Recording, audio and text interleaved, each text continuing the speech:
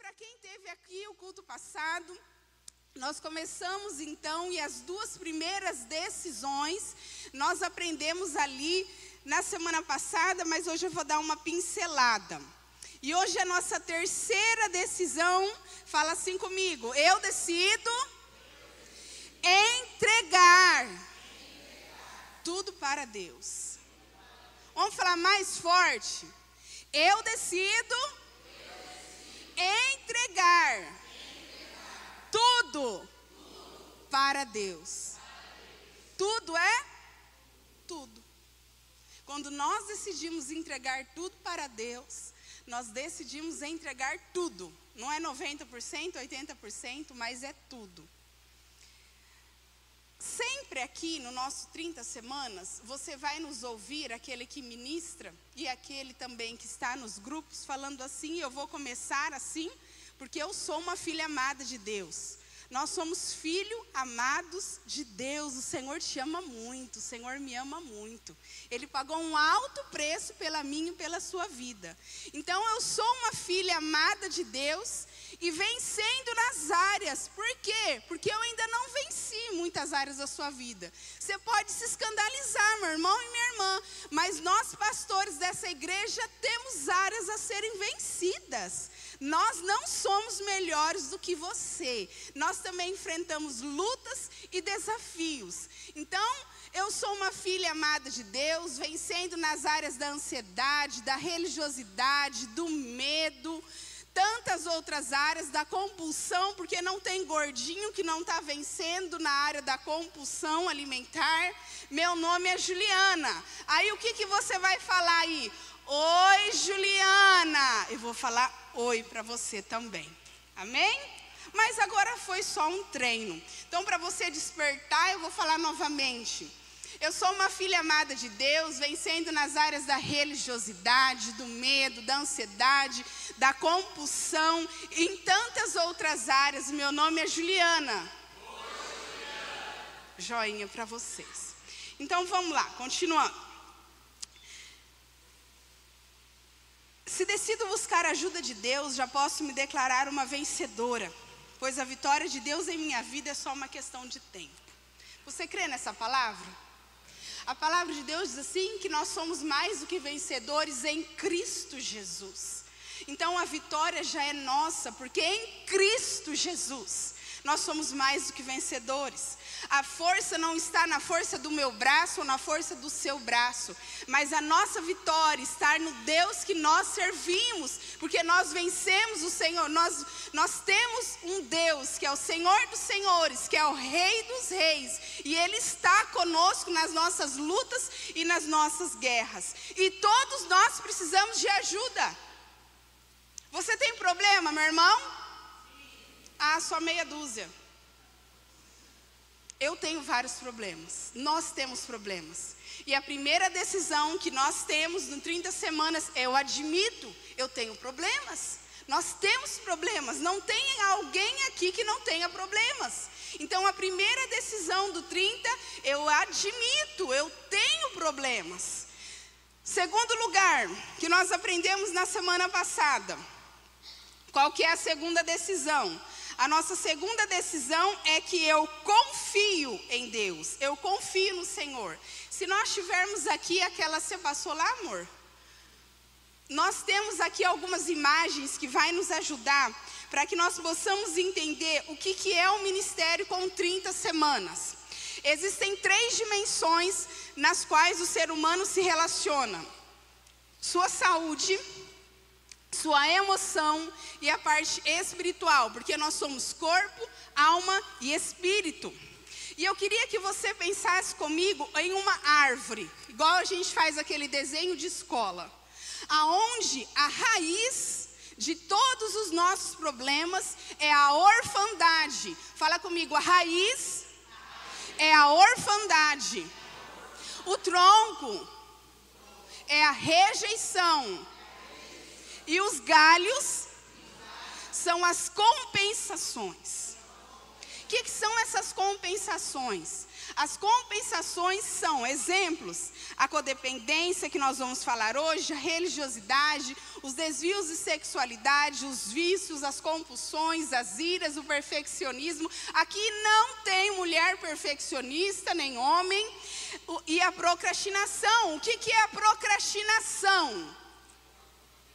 A gente fala assim: amanhã eu resolvo isso. Eu não quero resolver isso hoje.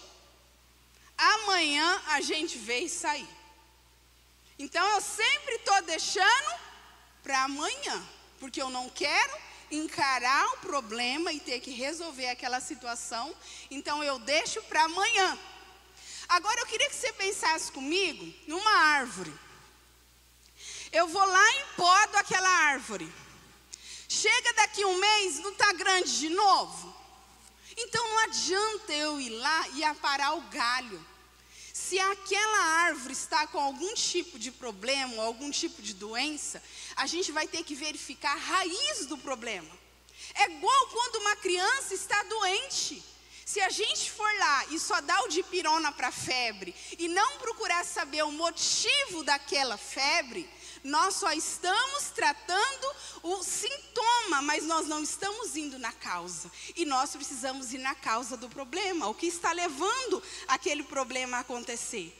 Então, o ministério do 30 semanas é a ferramenta que, através do Espírito Santo de Deus, nos ajuda a remover os bloqueadores. E o que são esses bloqueadores? São os traumas que nós passamos. São os abusos que nós passamos, são as dores que nós passamos, são os sofrimentos que nós passamos. Ou você nunca passou nenhum trauma na sua vida? Todos nós passamos por dores, por perdas, por traumas. Só que esses bloqueadores, quando eles não são tratados em Deus, nos leva a não desfrutar da vida abundante que o Senhor tem para nós. Mas quando esses bloqueadores são removidos da nossa vida, aí sim nós conseguimos viver aquilo que o Senhor tem para nós. A palavra de Deus em Gálatas 5, 22 e 23, eu queria que projetasse para nós. A palavra de Deus nos diz assim, que Satanás vem senão para roubar, matar e destruir, mas Cristo veio para nos dar uma vida e uma vida em abundância. E Gálatas 5, 22 e 23 vai falar, se puder projetar para nós, dos frutos do Espírito Santo de Deus. Nós não falamos quando há os problemas. Quais são os frutos doentes? Os frutos doentes são as compensações, que é os vícios, que são as compulsões. Esses são os frutos doentes. Mas quais são os frutos sadios? Vamos ler lá todos juntos? Entretanto, o fruto do Espírito é amor, alegria, paz, paciência, amabilidade, bondade, fidelidade, mansidão e domínio próprio. Esses são os frutos do Espírito Santo de Deus. Um homem e uma mulher cheia do Espírito Santo de Deus não é uma mulher ou um homem que sapateia, ou então um homem ou uma mulher que fala em línguas, amém, isso também. Mas de um homem e uma mulher cheia do Espírito Santo de Deus é um homem e uma mulher que tem os frutos do Espírito Santo de Deus. Alegria, paz, longanimidade, benignidade, mansidão, domínio próprio. Esses são os frutos do Espírito Santo de Deus. E Deus é aquele, o 30 semanas, ele trabalha em cima de restaurar, fala comigo, restaurar os relacionamentos comigo mesmo, vamos irmão, comigo mesmo, com Deus e com o próximo. Em primeiro lugar, restaurar o nosso relacionamento com Deus. Nós precisamos restaurar o nosso relacionamento com Deus. Porque quando o nosso relacionamento com Deus é restaurado, quando o nosso relacionamento com Deus vai bem, o relacionamento consigo mesmo e com as pessoas também vai bem. Não tem como nós dizermos que nós nos relacionamos bem com Deus e não nos relacionamos bem com as pessoas. E não nos relacionamos bem conosco mesmo. Então, em primeiro lugar, o 30 Semanas trabalha em restaurar o nosso relacionamento com Deus, com o próximo e com 30 Semanas. Então, primeira decisão é eu admito eu tenho um problema. Segunda decisão, eu confio em Deus. E terceira decisão, eu decido entregar tudo a Deus. É fácil, meu irmão? Por quê? Porque a gente se acha alguma coisa, não é? Não tem hora que a gente se acha assim, não, pode deixar que eu cuido. Pode deixar que eu sei. Porque eu estou querendo dizer o que para Deus? Eu cuido melhor do que Deus cuida.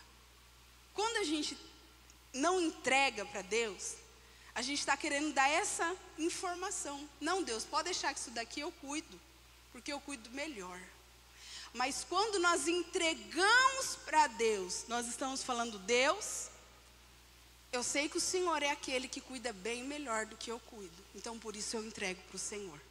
Porque quando eu entrego a Ele, eu descanso porque eu sei que Ele está cuidando. Eu lembro que quando nós nem tínhamos certeza que estávamos grávidos da Débora, eu já tinha recebido uma palavra que estaria grávida. E naquela noite nós oramos entregando o nosso filho para o Senhor, ou filha, porque o Senhor é aquele quem cuida bem melhor do que eu e o Pai. Então na nossa vida nós temos que decidir entregar tudo para Deus. Porque com certeza Ele cuida bem melhor do que nós cuidamos. João 1, de 11 a 13 diz assim: veio para o que era seu, mas os seus não o receberam. Contudo, aos que o receberam, aos que creram em seu nome, deu-lhes o direito de se tornarem filhos de Deus, os quais não nasceram por descendência natural, nem pela vontade da carne, nem pela vontade alguma do homem, mas nasceram de Deus. Meu irmão, essa palavra é verdadeira, a palavra de Deus ela é verdadeira, e a palavra de Deus nos diz que aos que receberam, deu-lhes o direito de se tornarem filhos de Deus. Aos que receberam. Porque Ele veio para que era seus, mas os seus não o receberam. Jesus veio ao mundo para nos revelar o Pai. Quando Jesus vem, Ele está o tempo todo revelando Deus como Pai. Nas Escrituras nós aprendemos o tempo todo o Senhor Jesus falando que não seja feita a minha vontade, mas que seja feita a sua vontade, a vontade do Pai. A Bíblia nos diz que Jesus ele veio como unigênito de Deus e retornou ao céu como primogênito de muitos irmãos. Nós somos irmãos de Cristo Jesus e co-herdeiros com Cristo Jesus. Meu irmão, minha irmã, você é herdeiro, herdeira com Cristo Jesus. Nós fomos adotados com Cristo Jesus. Você não é mais órfão, você não está mais sozinho, mas você é herdeiro e co-herdeiro com Cristo Jesus. Você pode dizer um glória a Deus aí no seu lugar. Você não está sozinho em meio às suas dores, você não está sozinho em meio às suas angústias, às suas dificuldades, ou em meio às suas traumas, ou em meio às suas limitações, mas você tem um Deus todo-poderoso, e a sua palavra diz que nós estamos com o Senhor Jesus por todos os dias da nossa vida, até a consumação dos séculos. Não há nada que seja impossível para o Senhor, não há nada que Ele não possa fazer, não há nada desconhecido para o Senhor. Naquele dia da sua maior dor, naquele dia do seu maior trauma, naquele dia que você foi rejeitada ou abandonada, o Senhor estava ali com você, e você só está aqui porque o Senhor te segurou pela mão, porque o Senhor te deu vida, o Senhor te restaurou e porque o Senhor te capacitou. Você tem noção dessa profundidade, que é servir a um Deus vivo, real e verdadeiro, que não nos deixa à margem. Ah, meu irmão, você consegue imaginar a sua vida sem Jesus? Como era a sua vida há 10 anos atrás? Quantos foram os livramentos que o Senhor te deu? Quantos foram os momentos difíceis que você passou? Mas a bondade, como diz em Salmo 23, certamente que a bondade e a fidelidade do Senhor estaria comigo por todos os dias da minha vida. A bondade e a fidelidade do Senhor estava com você. Você só chegou até aqui porque a poderosa mão do Senhor esteve e está com você. Ah, meu irmão, nós não conseguimos nada pela força do nosso braço. Quantos acidentes, quantos livramentos o Senhor nos livrou. Quantos momentos difíceis que você achou que você não ia suportar, mas o Senhor segurou a sua mão. Quantos dias que você achou que seria o último dia e o Senhor esteve ali presente com você.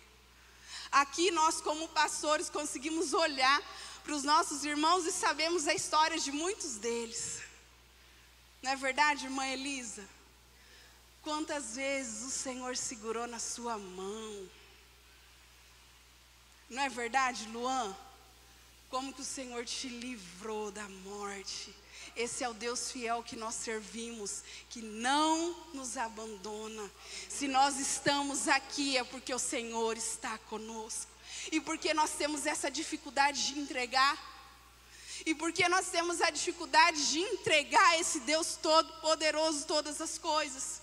O que tem te angustiado? O que tem deixado o seu coração desesperado? O que tem te levado a não dormir?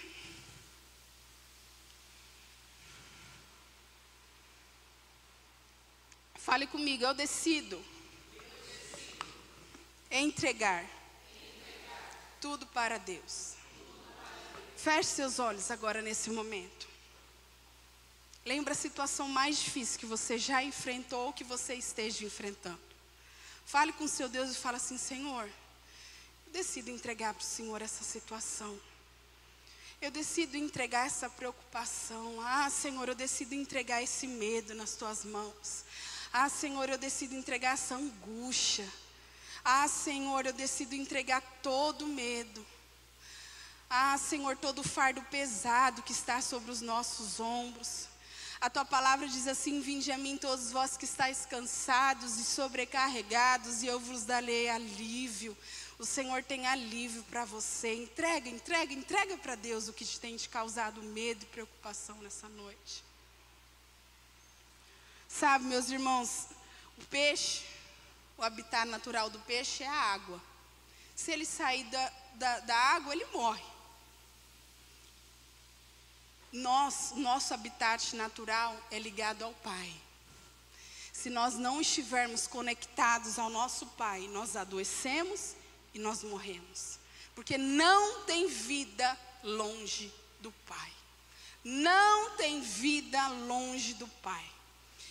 Mas Satanás, ele faz de tudo. Porque como nós acabamos de aprender em João 10:10, que Satanás faz de tudo. Ele quer roubar, matar e destruir. Porque ele é órfão. Ele é órfão. Ele não é um filho de Deus. Ele decidiu se rebelar contra Deus. E ele quer que nós nos tornemos parecidos com ele, órfãos. Então ele faz de tudo para que a raiz da orfandade brote em nosso coração e na nossa vida.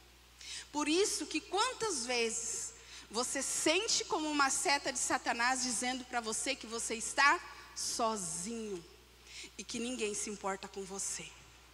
Mas quando nós entendemos a paternidade de Cristo nas nossas vidas, quando nós entendemos o amor de Deus para com as nossas vidas, quando nós entendemos o que Jesus fez por nós ali naquela cruz, quando nós entendemos o resgate e a rendição de Jesus por nós, o amor de Cristo por nós, e nós o recebemos, entregando tudo para o Senhor, a nossa paternidade é restaurada.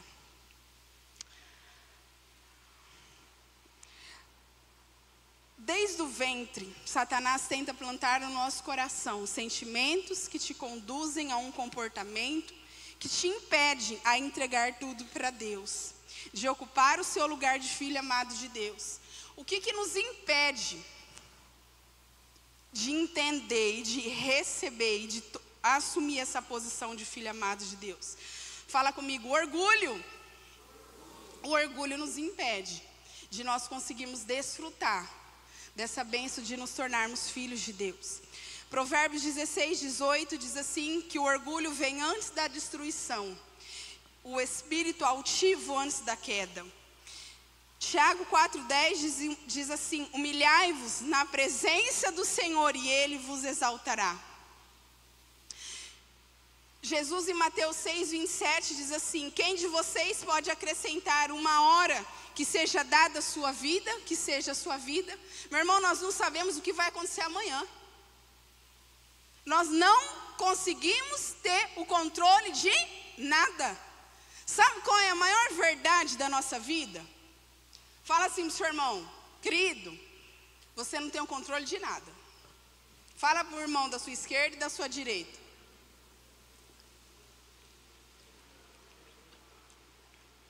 E desde criança, vou te contar uma revelação. Nós brigamos pelo controle da televisão. Em casa há uma briga entre a Débora e o Samuel, quem vai ficar com o controle. Eles vão almoçar ou jantar, eles levam o controle. Quem pega o controle primeiro? A gente tem um fascínio pelo controle, porque nós queremos ter o controle das coisas na palma das nossas mãos. Só que eu vou te falar uma verdade. Não se entristeça. Você não tem o controle de nada. Você acha que tem o controle, mas não tem. Nós não temos o controle de nada, como acabamos de ler em Mateus. Nós não podemos acrescentar uma hora na nossa vida. O único que tem o controle de todas as coisas na palma das suas mãos é o Senhor Jesus. Nós não temos o controle de nada. E se não temos o controle de nada, temos que entender que nós temos o Senhor dos Senhores, aquele que sabe o melhor para nós, e Ele sabe o que é melhor para nós. E se nós temos um Deus que sabe o que é melhor para nós, a palavra de Deus diz assim, que os sonhos dele, os pensamentos dele, são muito maiores do que o nosso, amém? Ou a palavra de Deus é mentira? Não, a palavra de Deus é a verdade. A palavra de Deus diz que os sonhos dele, os pensamentos dele, eles são muito maiores do que os nossos. Ou seja, você tem dúvida alguma que aquilo que o Senhor tem para a sua vida é melhor do que o que você tem para você mesmo?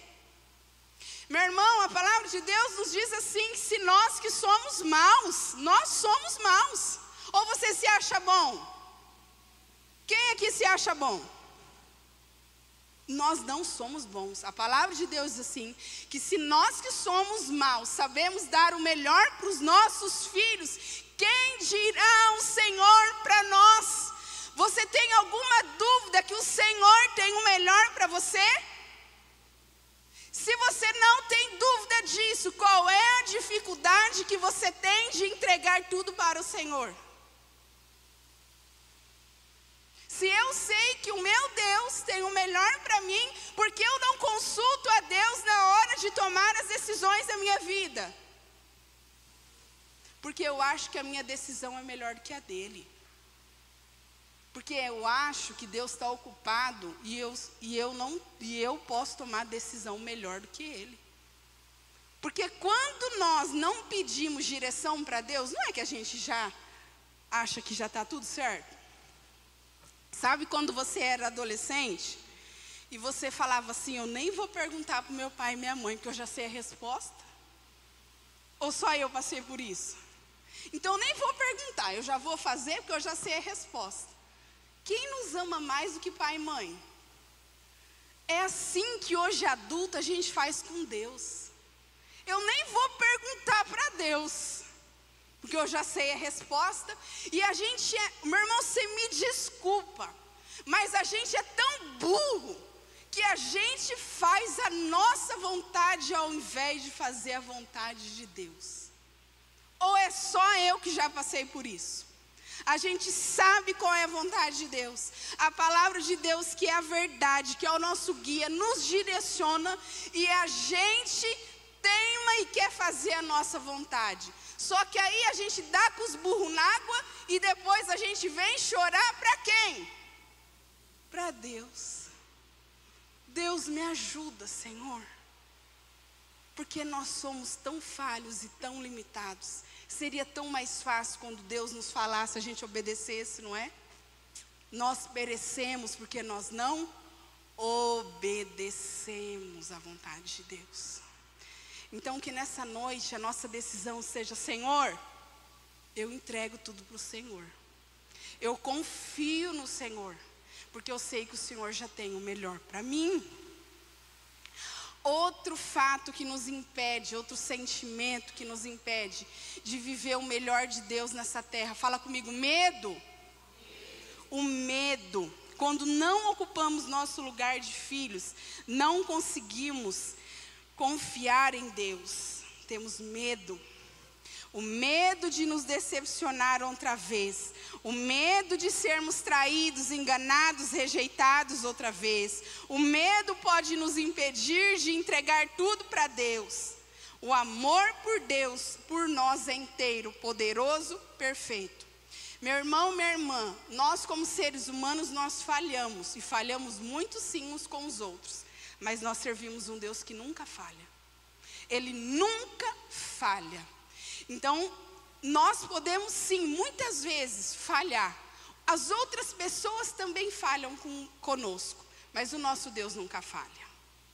A palavra de Deus diz assim, em João 3:16 e 17, que todos vocês já sabem: porque Deus amou o mundo de tal maneira que deu seu Filho unigênito para que todo aquele que nele crê não pereça, mas tenha vida eterna. Porquanto Deus enviou o seu Filho ao mundo, não para que julgasse ao mundo, mas para que o mundo fosse salvo por ele. Romanos 8:35, se puder projetar para nós, eu queria que nós lêssemos juntos, é um dos meus versículos mais preferidos, Romanos 8:35.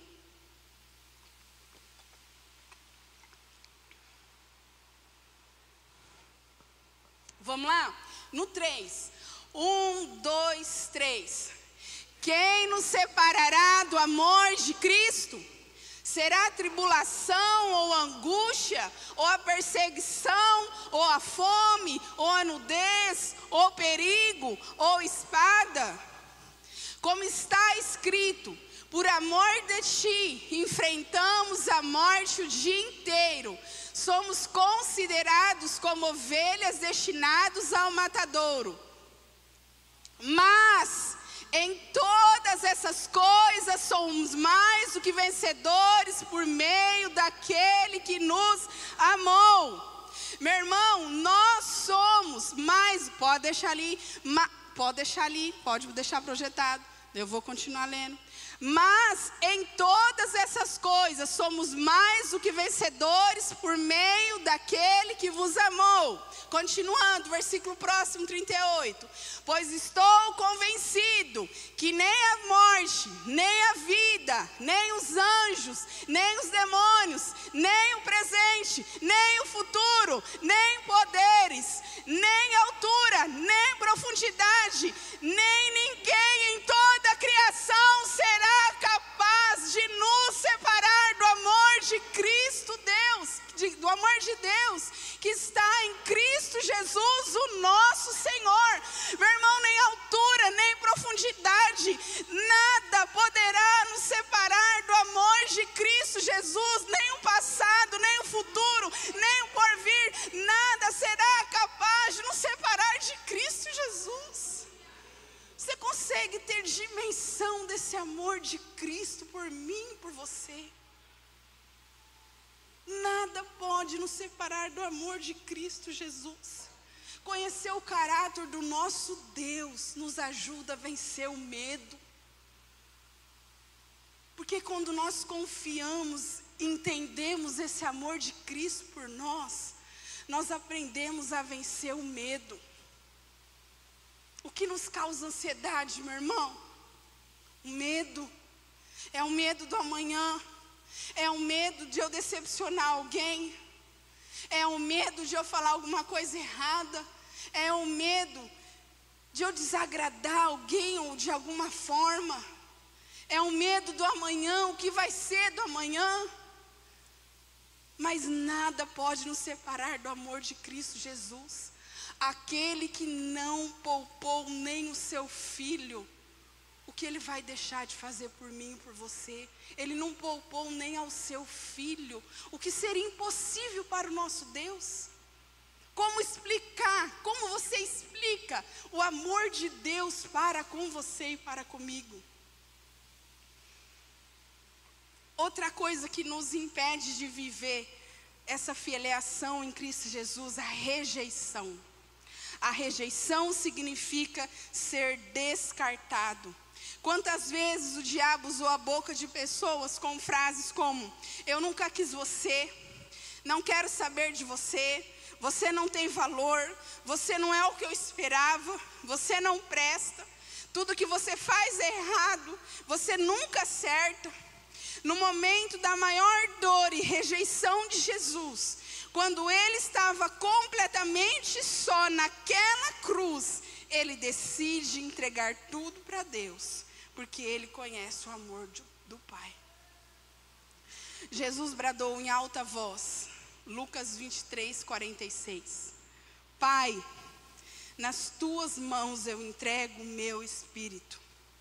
Tendo isso, expirou. Meu irmão, entenda uma coisa, nós não podemos escolher o nosso passado. Nós não podemos escolher a família que nós nascemos. Nós não podemos mudar o nosso passado. Mas nós podemos decidir sobre o nosso presente, transformando assim o nosso futuro. O nosso passado, não tem como a gente mudar. Não tem como a gente mudar o nosso passado. Nosso passado já foi. Mas tem como nós mudarmos o nosso futuro e colher o nosso presente e colhermos algo diferente para o nosso futuro. Amém? Então sim, tem esperança para mim e para você. O único que nos lembra do nosso passado se chama Satanás, que é o acusador e o repetitivo. Porque Satanás, ele só sabe repetir as mesmas coisas. Então o único que nos lembra do nosso passado se chama Satanás. Ele que fica ali naquela lata do lixo. Mas Jesus, ele já não se lembra mais. Toda cédula que era contrária contra a minha e contra a sua vida, ele já rasgou. E ele tem uma vida nova para nós. Ele tem uma vida de esperança. Ele tem um futuro de paz. Esse é o Deus que nós servimos, o Deus da esperança. Decida entregar tudo para Deus. E em quarto lugar, nessa noite, eu decido depender de Deus. Quando nós éramos crianças, eu acredito que a maioria de nós, adolescentes e jovens aqui, nós aprendemos o que é muito cedo: não dependa de ninguém. E mulher principalmente aprendeu o quê?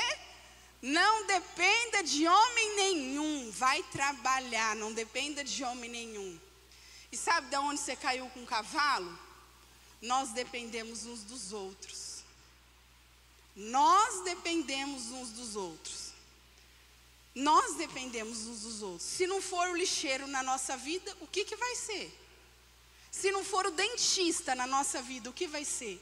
Se não for os médicos, e principalmente, se não for o Senhor na nossa vida, o que seria de nós? Então fala comigo assim: eu decido depender 100% de Deus. Meu irmão e minha irmã, nós dependemos de Deus para tudo. Nós dependemos de Deus para acordar. Nós dependemos de Deus para dormir. Nós dependemos de Deus para acordar e trabalhar, porque se não for o Senhor que nos der saúde, nós não damos conta de trabalhar. Nós dependemos do Senhor que nos dote de inteligência e sabedoria. Nós dependemos do Senhor para nos auxiliar a lidar nos nossos relacionamentos. Dependemos do Senhor para educar os nossos filhos nos dias de hoje e antigamente também.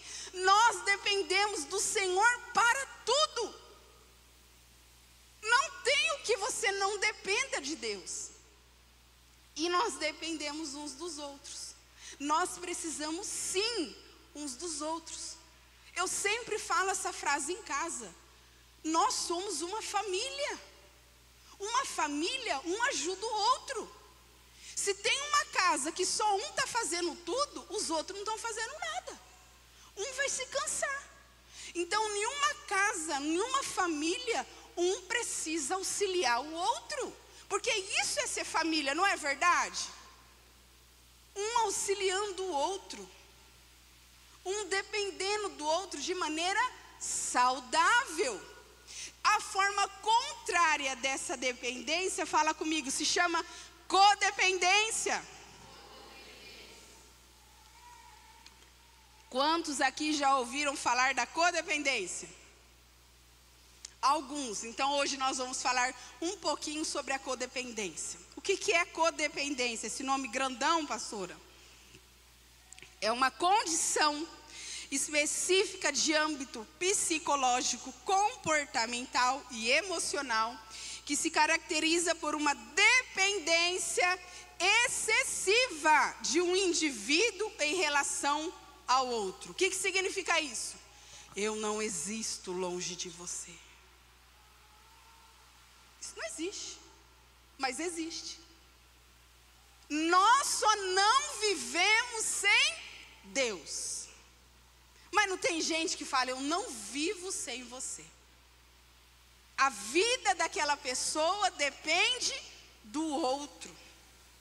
A codependência traz a incapacidade de sustentar relacionamentos saudáveis com os outros e consigo mesmo. Nos relacionamentos codependentes não existe diálogo e a comunicação honesta sobre os problemas e desafios diários. Não tem conversa, não tem diálogo bem-sucedido. E a codependência é individualista. Tem dois tipos de codependência. Quais são? A impositiva, fala comigo, a impositiva e a anulativa. Aí você vai falar assim para mim, explica mais, pastora. Explica mais, o que é a codependência impositiva? É aquela pessoa que aqui não tem, amém, ela impõe a sua vontade. Não vou falar quem se parece comigo, eu sou meia impositiva, só meia, porque eu estou vencendo, viu, irmãos? A impositiva é aquela que impõe a sua vontade. Tem que ser desse jeito que eu estou falando, senão a gente quebra tudo. Tem gente que é barraqueiro. Mas aqui não existe. E o anulativo é aquele que se anula para fazer então a vontade de quem? Do impositivo. Sabe aquela pessoa que não tem gosto? Tem verdade. Então, por exemplo, vou dar um exemplo aqui. Nós vamos sair hoje à noite para comer. Vamos comer fora? Vamos comer fora. Nem queria ir, mas ele vai. Vai comer fora, ou ela. Aí chega na hora, o que nós vamos comer? Aí o impositivo já fala, nós vamos comer pizza. E o anulativo nem falou nada, nós vamos comer pizza. Aí chega na pizzaria, normalmente não é duas partes? O impositivo, ele já decide, vai ser frango, catupiry e calabresa. O anulativo não escolheu nem comer pizza e nem qual é o sabor da pizza. Ou então, o impositivo, ele já fala assim, ó, tem hambúrguer e pizza. Aí o anulativo vai querer responder que ele quer hambúrguer. Só que aí o impositivo já falou, não, vai ser pizza. Aí chega na pizzaria, o outro não pode escolher nem a parte dele. Tem que ser a do impositivo. E às vezes a gente está brincando, mas às vezes o impositivo, ele até tenta perguntar para o anulativo, você quer pizza do quê?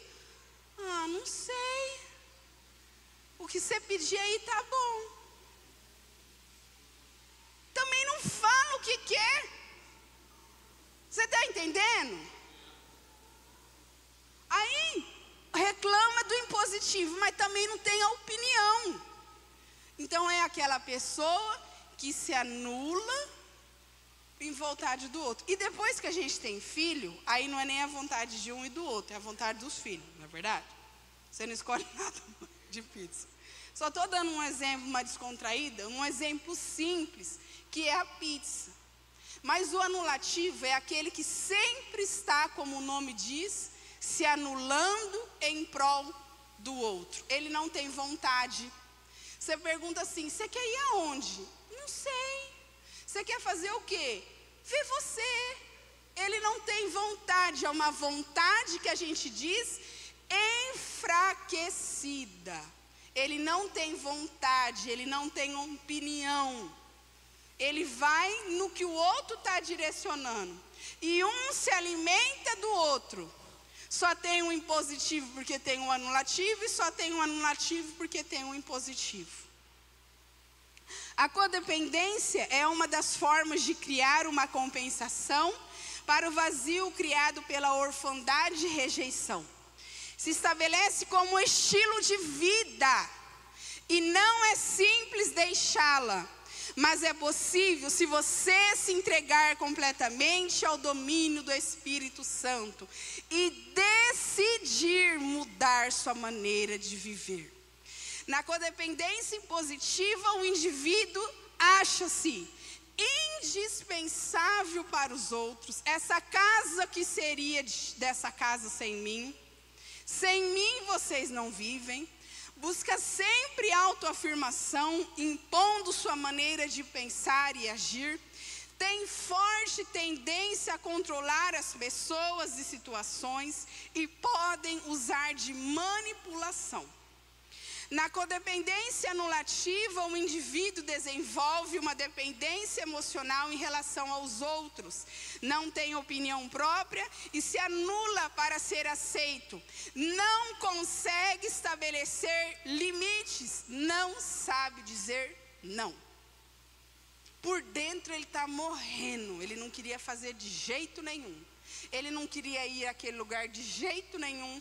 Ele não queria comer pizza de jeito nenhum. Ele não queria fazer tal coisa de jeito nenhum. A vontade dele era falar não, mas ele não consegue. É aquela pessoa que não consegue dizer não. Por exemplo, uma pessoa que tem traços mais impositivos no trabalho, de alguma forma, exerce traços anulativos em outras áreas. Por exemplo, normalmente uma pessoa impositiva no trabalho e em casa, ela é anulativa. Então no trabalho ele manda chuva, ele dá ordem, ele é o rei da cocada preta. Mas em casa ele se anula. Ou outro exemplo é a mulher que é anulativa no serviço. Não abre a boca para nada, mas dentro de casa é impositivo, tem que ser daquele jeito que ela está falando. E aí, meu irmão, minha irmã, você vai ver se você tem algum desses sinais aqui. Ou todos. Quais são os sinais de codependência? Para ver se você tem esse probleminha aí ou não. Baixa autoestima, sente-se sem valor. Senso de identidade frágil, não sabe não sabe seu próximo, está certo. Senso de identidade frágil, alta reatividade ou irritabilidade, você é muito irritado ou não. Pessoa reativa, tomou, levou. Preocupação ou cuidado excessivo com outra, um excesso de cuidado extremo. Perfeccionismo. Negação da realidade, todo mundo está vendo aquela situação, já disse, mas aquela pessoa está na negação. Não é bem assim. Uso do sexo para ganhar aprovação. Compulsão nos relacionamentos, às vezes associados a outros transtornos compulsivos. Compulsão por alimentos, gastos, jogos, roupas, sapatos, etc. Foco excessivo na realidade do outro e não nele. Ele não tem vida própria. Como parceiro, afetivo ou filhos, existem pais e mães que não vivem a sua própria vida, só a vida dos filhos. Assumir o papel e a responsabilidade do outro. A responsabilidade é do outro, mas ele ou ela que assume. Então, esses são apenas alguns dos sintomas que podem sinalizar uma codependência desenvolvida ou em desenvolvimento. E qual é a cura para a codependência? Depender de Deus. Descubra e desenvolva o seu próprio estilo, sua própria vida. Jeremias 29:11, que todos nós conhecemos, diz assim: porque sou eu que conheço o plano que tenho para vocês, diz o Senhor. Planos de fazê-los prosperar e não de lhes causar danos. Plano de dar-lhes um futuro. Em Deus você tem um propósito eterno. Uma missão que começa aqui, hoje, agora e adentrará a eternidade. Algumas perguntas são primordiais para você. Principalmente para o codependente anulativo. Quais são essas perguntas?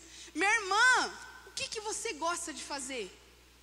Meu irmão, o que você gosta de fazer? O que você gosta? Tem gente que não sabe dizer o que gosta. Pense em prosseguir os estudos, em procurar um emprego no qual você goste mais, em fazer um curso.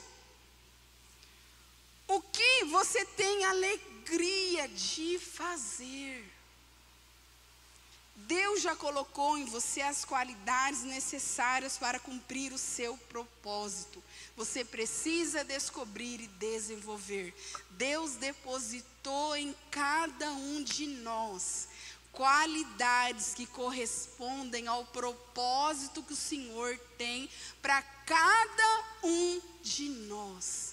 Deus tem uma missão específica para cada um de nós. Ele colocou talentos que só você tem, meu irmão. Só você tem, para que você desenvolva para a missão dele, para o propósito dele, do jeitinho, porque às vezes tem gente que tem dificuldade de ver até qualidades nele ou nela. Deus nos fez com qualidades, com talentos, para que esses talentos se multipliquem. Meu irmão, ame o próximo. 2, mas não viva a vida dele. Nós temos sim, e tem gente que tem essa desculpa, mas a Bíblia não diz que nós temos que amar o nosso próximo como a nós mesmos. Sim, temos que amar, mas que quando a gente se apresentar diante de Deus, nós vamos dar conta da nossa vida sim. Vamos cuidar sim dos nossos filhos enquanto eles são pequeninos, porque é de nossa responsabilidade. Mas cuidar, meu filho tem 35 anos, eu vou cuidar da vida dele? Meu irmão, ele vai viver a vida dele, eu vou viver a minha. Todos queremos ajudar as pessoas, mas qual é o limite? Quando uma pessoa se anula para ajudar o outro, fazendo tudo que o outro pede, e às vezes nem pede. É aquela pessoa que está ali andando atrás e já está ali. O que você quer? O que você quer comer? O que você quer beber? A pessoa até tropeça no outro, meu irmão. Não consegue viver a vida dela. Não está amando, mas está controlando e manipulando o outro. Amar a si mesmo é a medida da saúde para o amar ao próximo. Essa semana eu ouvi um Reels, e eu não sei se ela é psicóloga, ela dizia assim, que quando nós só vivemos para o outro, nós estamos fazendo um desfavor para o outro. Porque nós estamos impossibilitando o outro de crescer.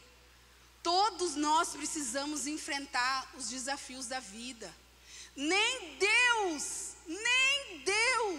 nos tira dos processos e dos desertos. Não tem dia que você fala, Senhor, quando que eu vou sair daqui? Não tem dia, e nem Deus nos tira do processo quando ainda não chegou a hora. Só que às vezes nós queremos ser os salvadores da pátria. Às vezes nós queremos ser Deus na vida das pessoas. A gente não quer ver o sofrimento, mas a gente está causando sofrimento para o outro. Porque os processos são importantes e são necessários para que os nossos filhos cresçam, para que os nossos amigos cresçam, para que o nosso esposo ou esposa cresça. E aquilo não nos cause mal, porque às vezes a gente vai colocando tanta bagagem, tanto peso nos ombros. E sabe o que às vezes a gente tem que falar? Senhor, que bagagem extra que eu estou carregando? Porque nem Deus quer isso para nós. Nem Ele nos pediu isso. Então o que a gente tem que fazer? Senhor, mostra para mim o que eu estou carregando extra aqui. Porque às vezes a gente vai colocando tanto peso, tanta bagagem, a dor nas costas chega. Então eu vou falar assim, ó Viviane, essa bagagem é tua. Tó. Alessandro, essa é sua. Helena, essa é sua. E eu vou carregar a minha bagagem. Se não der excesso de peso, meu irmão, não passa. Deus deu para nós algo que se chama Espírito Santo de Deus. Nós temos que consultá-lo. Senhor, o que na minha vida está em desajuste? Senhor, o que na minha vida está em excesso? O que eu estou fazendo que em vez de eu estar ajudando, eu estou atrapalhando? Porque sabia que ajudar demais atrapalha? Às vezes a gente fala assim, eu só estou ajudando, mas não era para ajudar. Está entendendo? Não era para ajudar. E às vezes é assim, por exemplo, meu filho, ele já aprendeu a tomar banho. Você acha que é 100% que ele toma banho? Não está 100%, mas o que a gente faz? Pode tomar banho sozinho, Samuel, porque esse já é um moço. Moço, meu irmão, chora até hoje com 7 anos. Mas eu falo para ele que ele já é um moço, para ele entender que ele não tem 2 aninhos nem 3. Débora, vem bater o suco. Ah, não, mãe, quero assistir. Não, Débora, você já tem 11 anos. Você já tem idade de pôr a mesa, lavar a loucinha para a mãe, fazer um suco. Por quê? Porque ela é saudável, ela é perfeita. Tem que entender a responsabilidade de cada um na casa. Porque senão a mãe fica com o cabelo em pé, querendo dar conta de fazer tudo. Nós não somos Deus.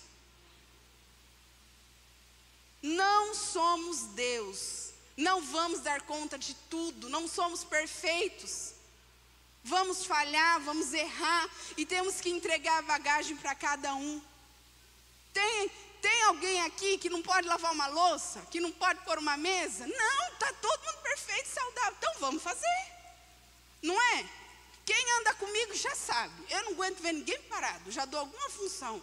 Porque senão fica um na correria ali, o outro sentado. Meu irmão, Deus, Ele é um Deus tão sábio, nos fez como família, porque nós somos cooperadores, um vai cooperando com o outro. Amém? Posso ouvir um amém? Estou terminando. Reconheça sua identidade de filho. Contudo, aos que receberam, aos que creram em seu nome, deu-lhes o direito de se tornarem filhos de Deus. Na nossa vida, na nossa caminhada, aqui na nossa igreja, tem pessoas que me conhecem muito.